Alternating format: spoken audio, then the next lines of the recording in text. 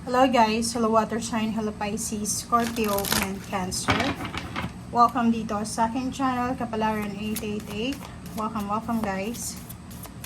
Alamin natin kung anong messages, vibration, kabay energy para sa inyong lahat. Tayo general reading, so pwede kang makaresonate. Gamitin mo yung intuition sa panunood.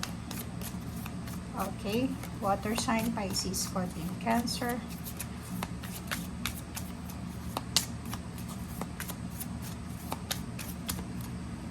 Okay.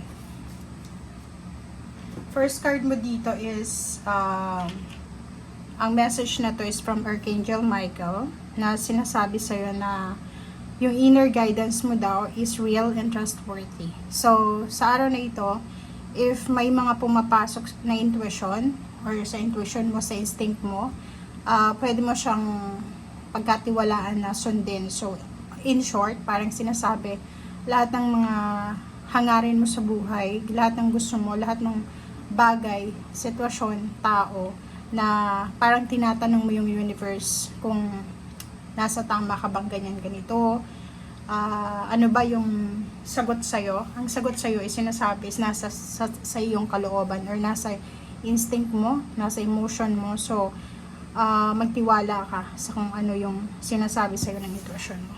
Okay?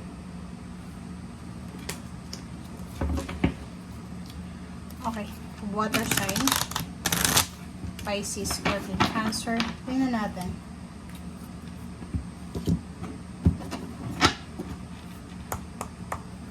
Okay.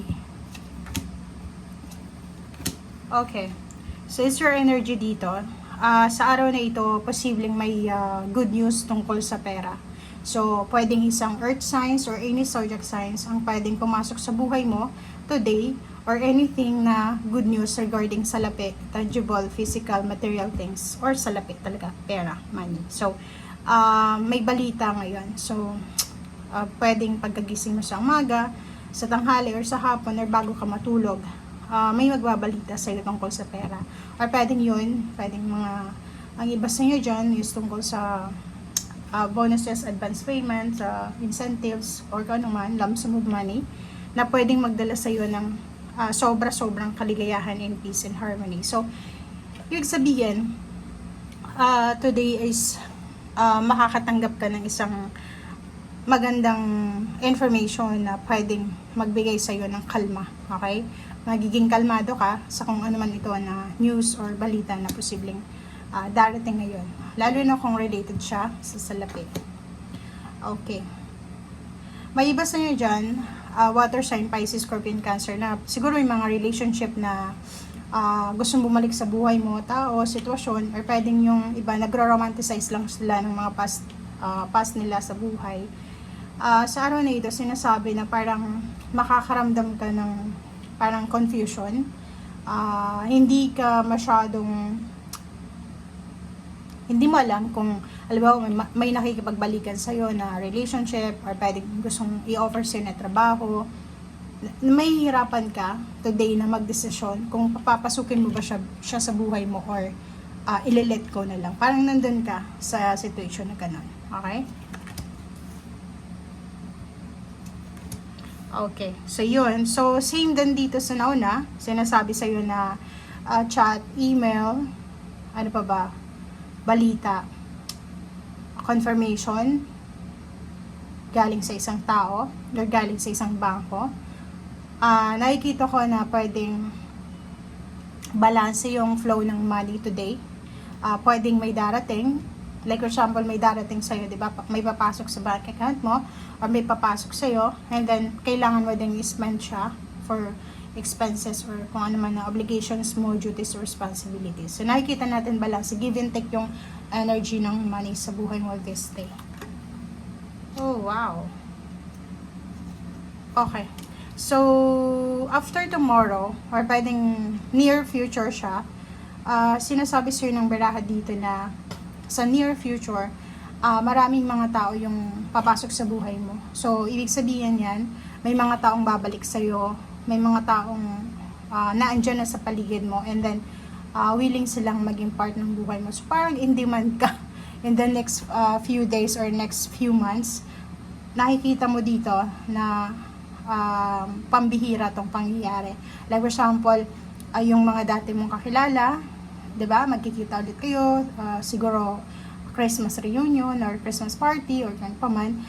Siguro may mga iba na dating magkarelasyon, gustong makipagbalikan, dating kaibigan, gustong mag-keep in touch, 'di ba? Or siguro yung may mga utang sa'yo. Okay? Okay. So, today, sa araw na ito, sinasabi ng bara sa'yo na maraming new beginnings, maraming magsisimula sa buhay mo. Okay?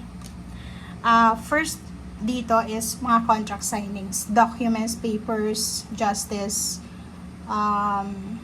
anything na related sa travel, sa movement, anything na related sa higher position, anything na related sa mga air signs, Gemini or Libra.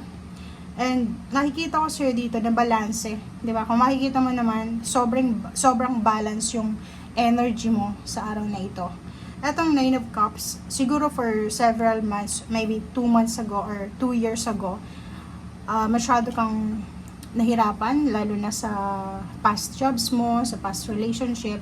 And then, looking forward sa future, sinasabi sa'yo dito na padating na yung emotional fulfillment, padating na yung new beginnings, maraming mag-o-offer sa'yo in the next coming weeks or months, or even next year.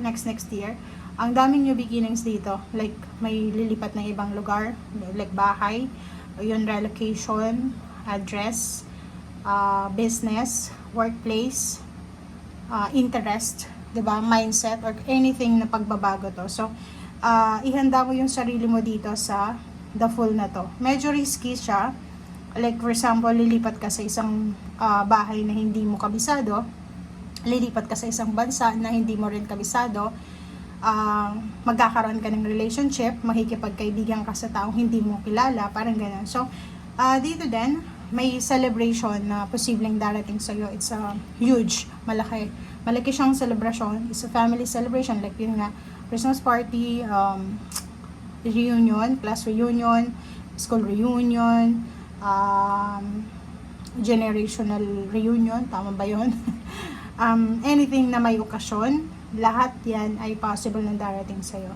And Justice card, if may kakilala ka or mayroon kang sino man sa buhay mo na nangangailangan ng balance na treatment, nangangailangan ng magandang pakikitungo, pakikisama, or yun, new job, new sources ng income, new friends, makukuha niya. So, if ikaw yan, sinasabi sa'yo ng universe, may good karma. Kasi it's justice in upright position, good karma, good luck, good fortune, new beginnings, ang posibleng naghihintay sa'yo in the maybe coming maybe 21 days from now, or 21 weeks, or 21 months. So, thank you guys for watching.